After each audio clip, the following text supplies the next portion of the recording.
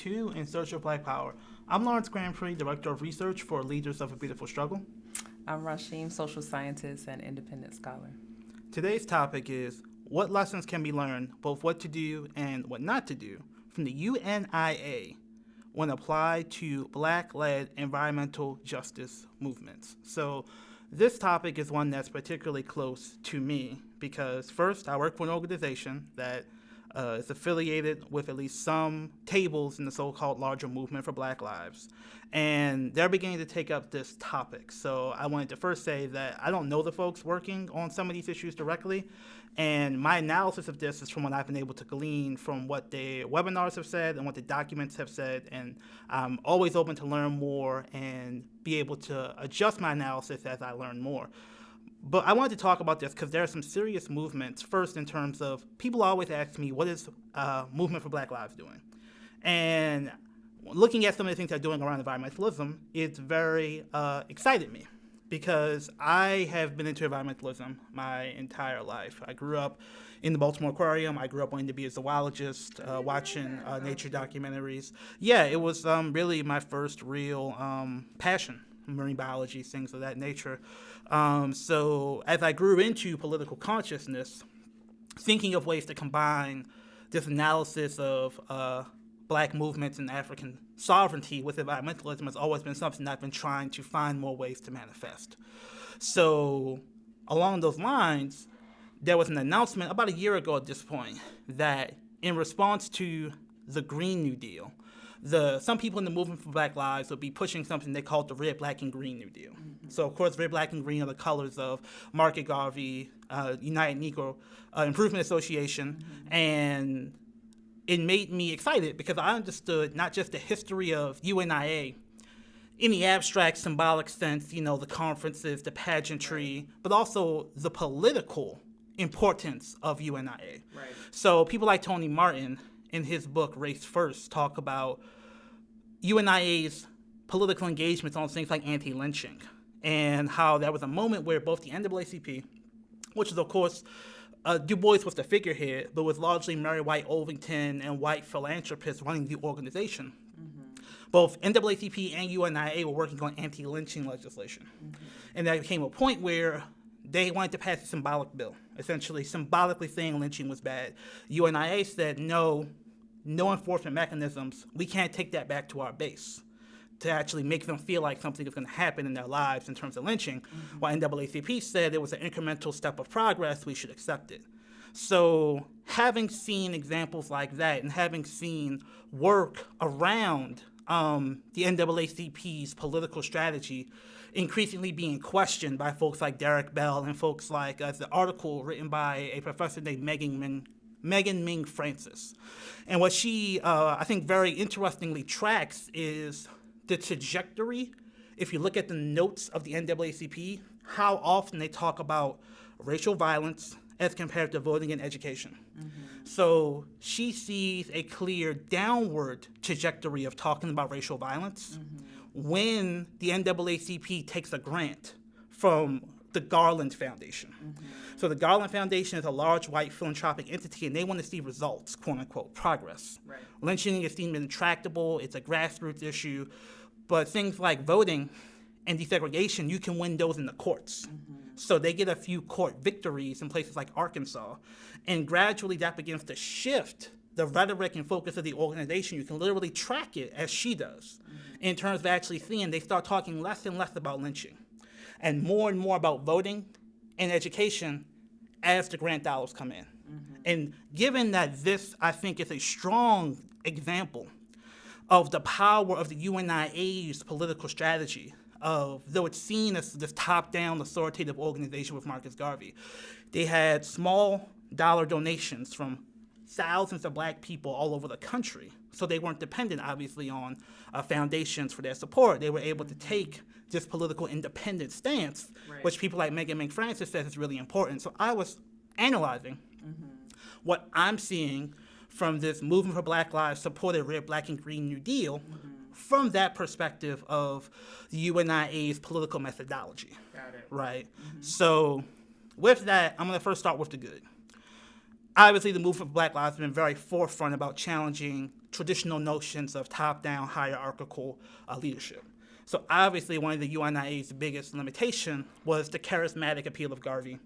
And once he gets deported and people are able to attack him, that limits the effectiveness of the different UNIA ventures. So NFBL has been very adamant about having a more decentralized, more bottom-up, more diverse style of leadership. I think that's pretty evident in the Red, Black, and Green New Deal.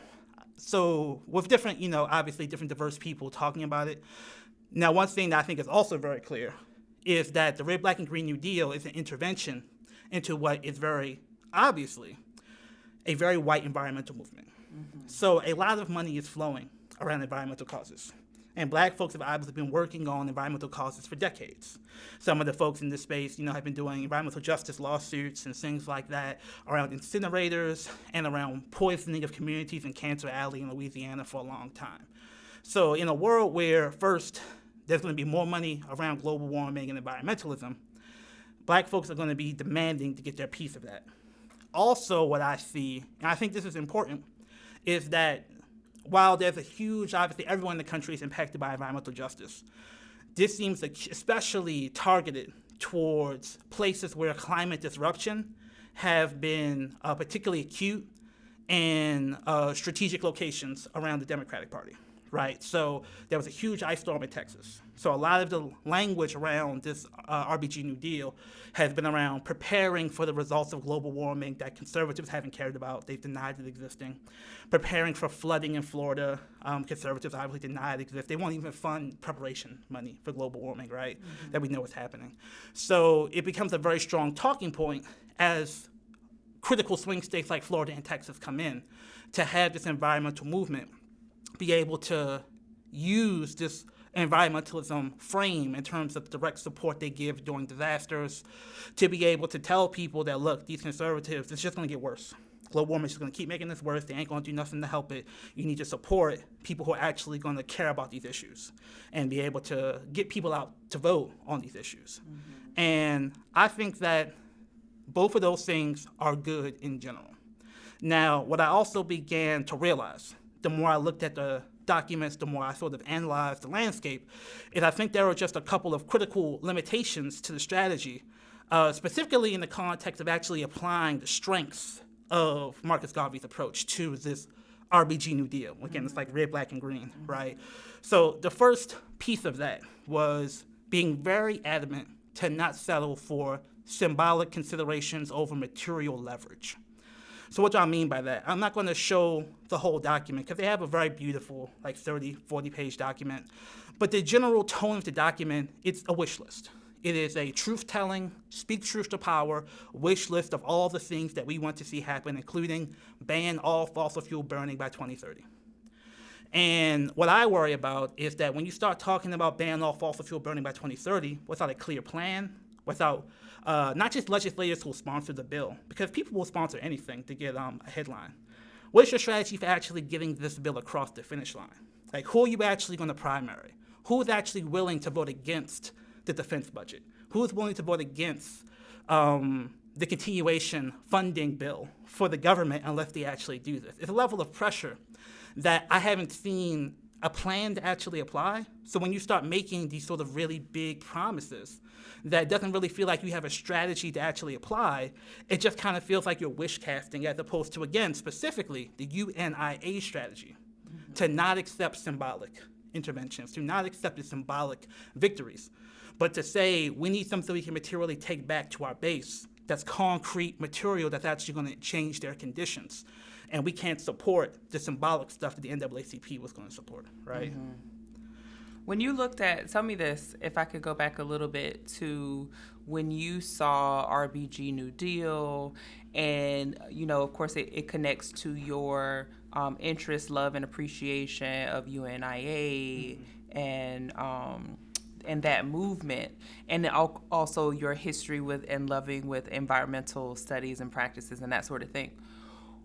With that, just with those two things alone, what would you expect that something that says RBG mm-hmm. New Deal and is focused on environmentalism mm-hmm. as it impacts Black people? What is your expectation when you saw that, And yeah, I'll just start My with that. biggest thing is there an explicit plan to use this push to shift the larger political economy to invest in independent black political infrastructure? So what I know is happening is that people are demanding their movements be invested in more fully with foundations. And I think that's important, but I think there's a distinction to be made between individual advocacy organizations getting more funding and the larger black community having strategic investment that they control to build up their own independent infrastructure. So I was looking for things like, what is a pipeline of consistent investment, not a one-time investment, but consistent mandatory year-over-year investment in some black institutions that this bill would be pushing, because that's what the UNIA model was small dollar donations consistently year after year. That's a big part of LBS's model as well, right? So part of what we also realized was that looking empirically in terms of things that were successful in moving resources to black people, it really wasn't the big one-time moonshot things. It was the stuff that was consistently embedded into the budget, so that year after year, every time something comes up, that money mandatorily flows to a black organization. So the example we give is Parent Mitchell and minority set-asides. So minority set-asides were, of course, largely co-opted by white women in terms of federal dollars that are spent in construction having to go to minority contractors, right? So Parent Mitchell and other folks make changes to the bill in the 70s that begin to mandate people actually be racial minorities and get more points for that. So that is very different than the strategy that I think I've seen most people, and this isn't unique to RBG New Deal, but most people, it's like, we got this big bill, we want a chunk of it. But then you got to look at what happens when that funding dries up. You got to actually get that funding to the ground, and you have to ensure that who controls the funding, who controls the distribution, who controls the professional development, who controls the mechanism of who gets hired. So I was looking for attention to those details that center black control and autonomy at every step of that process. And what I think the document shows is a way more general, speaking of truth to power, abstract wish list of what people want to get. Right? Do you feel like, and let me know if this is of course not what you feel like, do you feel like this is one of those instances where there's a colonization of radical politics by invoking RBG? I think it's complicated because I think folks are trying to diversify their strategies. Like, get out the vote money is actually sometimes better than grant money, because the get out the vote is a contract. You get a Democratic Party super PAC or a candidate who pays you money for a discrete period of time, and you do get out the vote. You don't have to do these long grant applications. You don't have to do all this reporting. It's more flexible and consistent funding. So that they're leaning towards what looks like, I don't know for sure, but it looks like they're trying to lean into the get out the vote stuff, especially in Florida and Texas, which I think makes sense. But my second critical point is that there's a difference between getting get out the vote money as an independent funding stream to support the stuff you're already doing, which is grassroots community-based activism. The difference between that, which I think is good, and gearing much of your activism towards work that is amenable to get out the vote money. And I think it's not intentional. I think it's an oversight that happens rhetorically in terms of how people frame their demands and think about what they're doing. So if you actually look at what I think for me was one of the most important paragraphs in the Red, Black, and Green New Deal document, they have an entire section on end extractive economies and restore stolen black capital. Sounds good, right? So here's what they actually say. We call for a universal basic income. The standard of living a dignified life in this country must be rooted in self-determination and dignity. The U.S. transitions away from dirty energy should include federal investments in infrastructure, rebuilding clean, sustainable, non-polluting public transit, replacing lead pipes for clean water, and expanding wind and solar with a focus on black contracting. Job programs must provide a living wage and encourage support for local worker-centered unions and black-owned businesses. Care workers' value must be recognized and resourced. U.S. businesses and people, as well as foreign businesses offering goods and services to the U.S., must conduct human rights and environmental due diligence in all of their global and domestic supply chains. So that's kind of what I mean in terms of nothing is inherently wrong with anything they just stated. Yeah. But if you're actually trying to build black political infrastructure, you want to pick specific examples and give specific enforcement details that ensure that black people will benefit from whatever you're advocating. So the example that I latched onto was the pipes, the lead pipes. Mm-hmm. And this is important because in 2016, and I've had conversations with this has happened, this is used as a vote blue no matter who argument. Mm-hmm. That Republicans don't care if you live or die. Look what happened in Flint. We're going to replace the pipes. And this Build Back Better bill, which it seems like a lot of this advocacy is geared towards supporting, has money in it to replace the pipes. Now, it's actually been really hard to nail down specific numbers, but it's very clear to me that far more people are actually poisoned by lead paint than lead pipes. It seems like the number of young people poisoned by lead paint is like 10 to 20%. It's hard to point down the actual number of lead pipes is 10 to 20%. Lead paint is somewhere between 20 and 40%. So this bill has $6 billion for lead paint, which is good, but $30 billion for lead pipes, even though lead paint has twice the impact on our young people as compared to lead pipes. It's not to say that lead pipes should not be replaced, it's why. Why is there such a focus on lead pipes as opposed to lead paint? And here's what I have to infer. When you're talking about replacing lead pipes, that is a huge contract for a Democratic Party constituency, which is the unions. The unions control, and there's actually a literal document that says get the lead out from the pipe fitters union that actually has them really advocating for getting the lead out of these pipes. And unfortunately, black folks' relationships with unions has not always been the best, right? Even in sort of if the union is trying to be racially just, they're still not challenging seniority most of the time, which means that black folks tend to be at the bottom of the totem pole in terms of who gets the hours, who gets the opportunities. And is there anything in the RBG New Deal that specifically says we're going to put pressure on unions to actually invest in black folks? Mm-hmm. No. And that's what happens when you're doing get out the vote as a frame. Because the Democratic Party, unions are a huge Democratic Party constituency. Conversely, getting lead paint out of buildings has no built-in constituency. If anything, it is a cost to the real estate interests who are tied to global finance, who are increasingly part of the Democratic Party's main funders. Mm-hmm. So there is no solid constituency for lead paint to be centered in this bill, even though it is up to 2 times more deadly than lead pipes. And even basic stuff, we're actually reading the bill, most of the money for lead pipes is a loan. Mm-hmm. It's a loan to states. It's a grant to states that they can then loan to localities, so the localities can replace the lead pipes. So it's possible a lot of that $20 billion may not even get spent if the localities don't apply to put the money out themselves and then repay the state back for the loan. So it's these sort of enforcement details that's like, are we really centering black lives? Or are we centering a talking point that is really strong because we all remember it's the Republican who did the dirt in Flint? Mm-hmm. And everybody conceptually thinks about Republicans bad, lead pipes are dangerous. But the actual, what would happen conversely? If we had, the RBG New Deal had actually said, first, if you're going to do lead pipes, let's build a local movement to prepare black folks to get those contracts.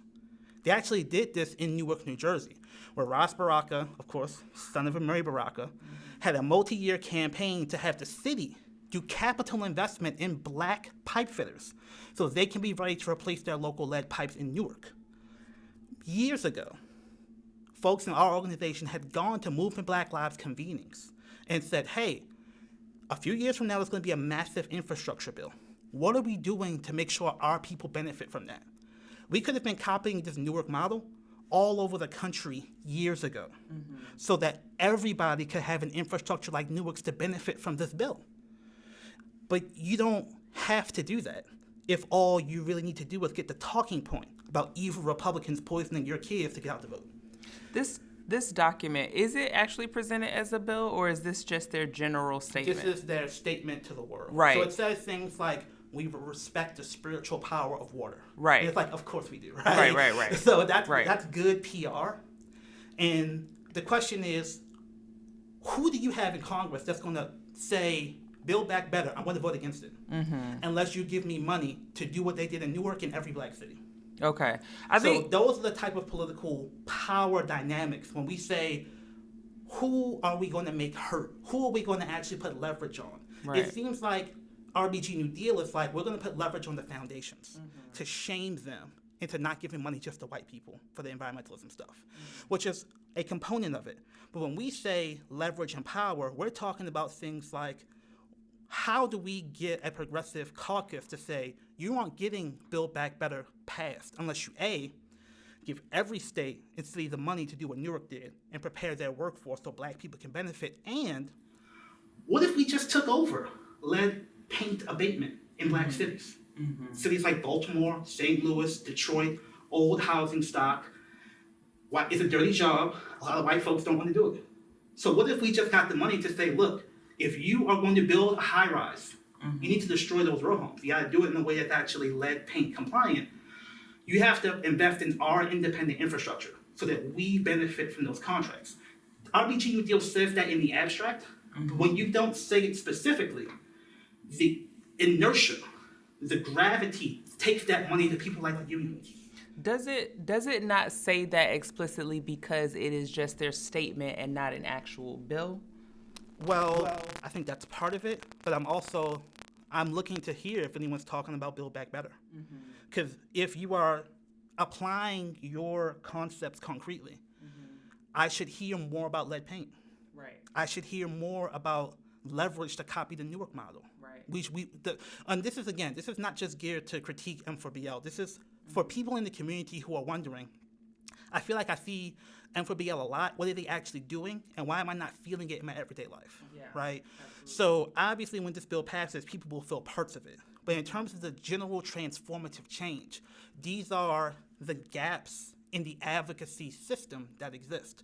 Because if you actually have somebody that's paid to get out the vote and support these bills, it's a huge liability to your funding as an organization to be like, hey, local congressperson, vote against that bill. If it doesn't have things like investing in that Newark style workforce development planning, if it has things that challenge the unions, if it has things that center building a lead paint abatement infrastructure that the white nonprofit industrial complex doesn't control, that starts to look like a threat to foundation funders. Right. And that's the lesson that I think Marcus Garvey was trying to tell the NAACP all the way back in the 20s. Yeah. That having independent black political infrastructure allows us to do forms of advocacy that get pressure so we can work the inside and outside game. It's not one or the other. It's having independent black political institutions that can put pressure on Build Back Better, that it has more structural investment in black infrastructure that we can control that actually meets our people where they are. Who would you infer that this document is the audience of this document? I think it's for people who are maybe left of the Democratic Party and don't feel enthused about voting, is to give them an image of a transformative vision that the Democratic Party can achieve. It's for people who have anxiety around climate change and feel like the climate change movement isn't racially just enough to get them re-energized and reinvested. And it's for, I think, people in the nonprofit foundation world to say, here's what your money has gone to. We're making our statement. We're speaking truth to power. We're rallying our local folks around these radical arguments. And I think that's a component of all that. But the last thing that I felt was missing from this proposal and from what I hear is actual material Pan-African coalitions. Yeah. I think would do climate politics in a way that I don't see happening right now in this document. Right. So first of all, I didn't actually hear about the RBG New Deal reading their document. I heard about RBG New Deal through the branding around a Greenpeace document that M4BL lended their stamp of approval to. Okay. So I think this comes again from more of the NAACP school of politics, where it's like multiracial coalitions, but what we do at LBS is very different. Like, we're never going to give a white nonprofit our stamp of credibility. Because even if they're making, and again, the Greenpeace document was fine. It was talking about the scientific nature of environmental racism and sulfur dioxide and particulate carbon poisoning, all important stuff, right? But it empowers Greenpeace to be the vector of analysis on racial, environmental racism. And I think that sometimes M4BL people are thinking, no, they're magnifying me. Right. It's like, no, they're benefiting more than you are. You're magnifying them. And when it comes down to challenging the unions, when it comes down to maybe we got to kill this bill, those are the experience of black people has been going all the way back for UNIA to our experience as LBS, that those multiracial coalitions tend to be more reticent when it comes to actually standing pat on the racial justice issues. They tell you, hey, it's going to pass, take the half a loaf, take the quarter of a loaf. And what happens is we keep getting half a loaf and half a loaf and half a loaf, and we never actually get past our starvation phase. So conversely, if you have a international Pan-Africanist movement focused on climate justice, you're able to leverage the innovation capacity and resources of global African people against the climate movement as it is, because there's one big limitation: exclusion. Because this document talks about everything. They're radical in their rhetoric. They're really speaking truth to power. But I double-checked both documents, Greenpeace document and the Red, Black, and Green New Deal. Neither of them talk about intellectual property rights. Neither of them talk about patent rights for green technologies. And that is exactly the Bill Gates playbook for their public health work and their vaccine work. But Bill Gates wrote an entire book that's like how we solve climate change. And part of the argument is that America needs to be the Saudi Arabia of green tech. We need to dominate green tech. We need to own all the patents. We need to make everybody buy our stuff. And the unions love that because that's domestic manufacturing here in America, right? Right.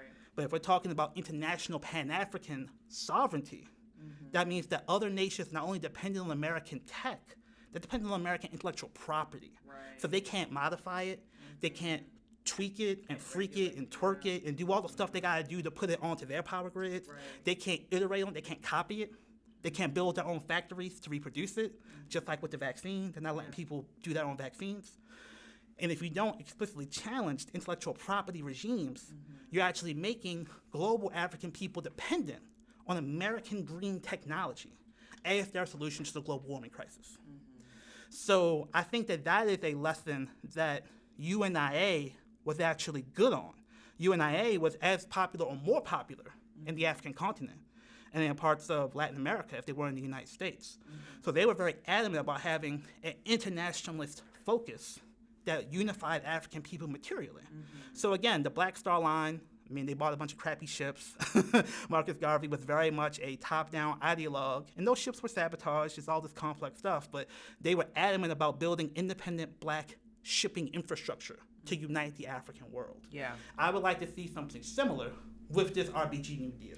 Can you speak more to what are some alternatives in terms of more specifically, like how do we as a collective, if we don't have the resources or the time to construct alternative institutions in place of the ones that are benefiting from our suffering or just are levering our radical political power, how should organizations move as a collective when they don't have the resources or the time to construct those alternative institutions? And I think part of it is many folks who have become radicalized in the past decade or so have, I feel, been taught to either not been exposed to because of the nature of the academy and the nature of who they've been socialized by. They've been taught to ignore the lessons of the community control movement, which is, I think, in many ways related to but distinct from the Black Power movement that gets caricaturized so often. So the notion that Black Power got co-opted by Nixon and Black capitalism, I think is pretty specious. I think it has some truth to it, but I think that people are facing a lot of complex realities.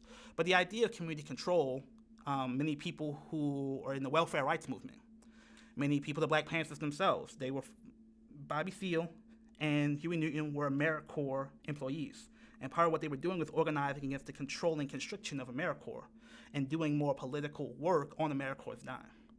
Right, so this idea of pushing back against the limitations of the nonprofit industrial complex, I think, needs to be part of the praxis, and we learned that by tying into our elders, who in their own way, given the violence of COINTELPRO, given the violence of the market, had limited choices in terms of how they pushed back.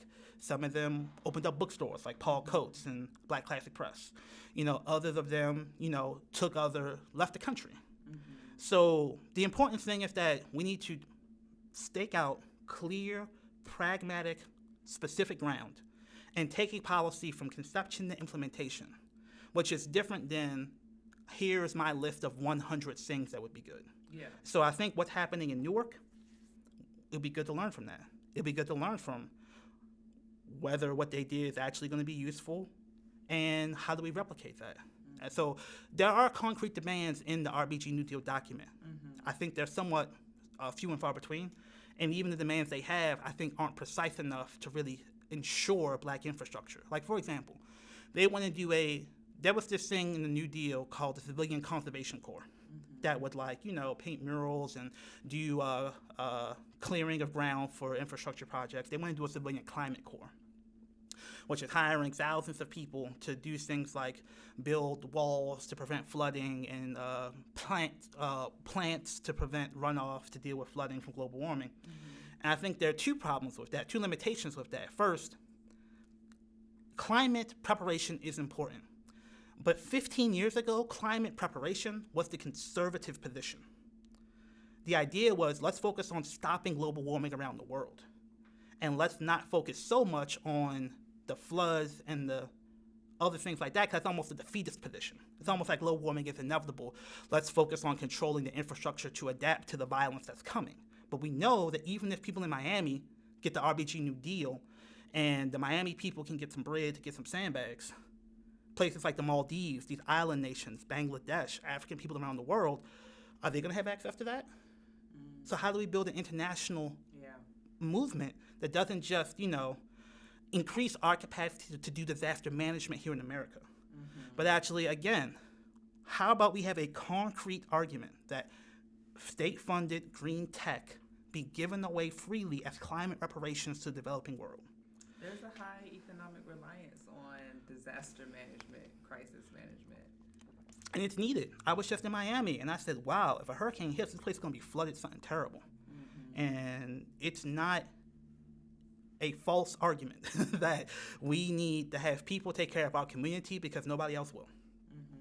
But what I'm saying is that the infrastructure you build for disaster management is different than the infrastructure you build organizationally and politically for Pan-African sovereignty. And if we can get one of those funded, one of those fits in the Democratic Party get out the vote playbook. The other one, not so much. So if there is a plan to take the money to do one and advance the other, I'd like to hear it. I'd like to hear people talk about it and build it. But in lieu of explicitly seeing your investment in disaster management as a stopgap survival mechanism as you build the capacity for different, more self-sustaining models like the UNIA, small dollar donation model, and more radical internationalist politics like this intellectual property of climate reparations argument. Because just understand what that means. That means if Namibia or somebody like that starts to play around with the American solar panels, they get sent to court. If they start manufacturing their own solar panels, they get sent to court. So they have to continuously take a flood of American-produced solar panels, take in all the technicians from America who know how to hook them up, take in all of the intellectual property experts and lawyers for America. And that's the only way they get to avoid climate catastrophe. And again, part of why I'm so adamant about this is that the unions love that argument because they want to manufacture all this stuff. So we need to eventually have a strategy for institutions who can have the contestation with people like the unions if they turn out to be enemies of Pan-African sovereignty. They can be useful partners in some aspects and people who are enemies to the larger vision of Pan-African sovereignty in other aspects. It doesn't mean that every organization has to play the exact same role, and it's not like everyone needs to say, forget the unions. It's we need to have somebody, some entities who have the ability to put pressure towards that more comprehensive vision of climate justice, of environmental justice for African people, to be able to push back against the perverse incentives of liberal hegemony to preserve itself and to foreclose our avenues of sovereignty. If you had to summarize for everyone listening right now in terms of what lessons can be learned from UNIA, and if you had to summarize it and do it for me in bullet points, what would you give back to the people who are listening and watching? What are those lessons that they can learn from this? I think one, I think many organizations nowadays have learned well, which is the dangers and limitations of a charismatic leader in terms of day-to-day operations. So obviously, Garvey was very much the node of the operational infrastructure of the UNIA. So in terms of his personal issues, his mentality, that became a limitation for the organization to exist beyond him and beyond what he was capable of seeing. Right. So again, like the Black Star Line, like having somebody be like, don't buy them ships. Or something like that, I think would have been really important. Now, conversely, I think that the reality is that we need to learn from them that they had a charismatic personality at the top. But the organizational infrastructure, I think, in many parts of the world actually outlasted Garvey because it was more decentralized and it was more gender equitable than I think people realized it was. And many people see, like, the rise of the civil rights movement is in part tied to the infrastructure of Garveyism in places like the Deep South that then gets applied to things like protecting women who were raped by white men in things like Daniel McGuire's book, The Dark End of the Street. So just understanding that movement infrastructure and the lesson of independent community politics, I think that's what needs to be reapplied because, the reality is that there's a limit to what we can do in the existing model of mostly philanthropy-funded advocacy. And a lot of the things that I'm pointing out are going to mean we're going to have to build business infrastructures to do things like lead paint abatement. We're going to have to actually work with black contractors who were not just not unionized, but were violently excluded from the unions.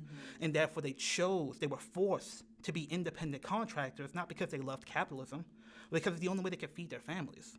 To be taught that was just Nixonian black capitalism, I think, closes our people off from the lessons they learned in Newark, which was how do we actually incubate those institutions so that they can be part of what needs to happen, which is we got to get the lead out of the pipes.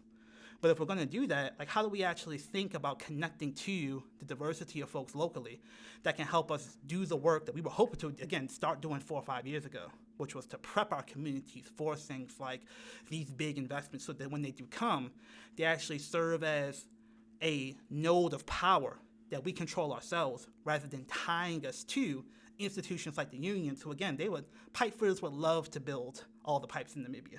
They would love to build and consult on all the pipes in the entire African world. And that's not, I think, our vision of Pan-African sovereignty. So to the extent that we have to actually challenge the hegemony of the dominant left, we need political formations that have the ability, the vision, and the institutional sustainability to not have to worry about their funding being cut when they do that. And that's not to say that we don't need a diversity of institutions. We need people to do disaster management. We need people to prep for the global floods that are coming, because they are coming.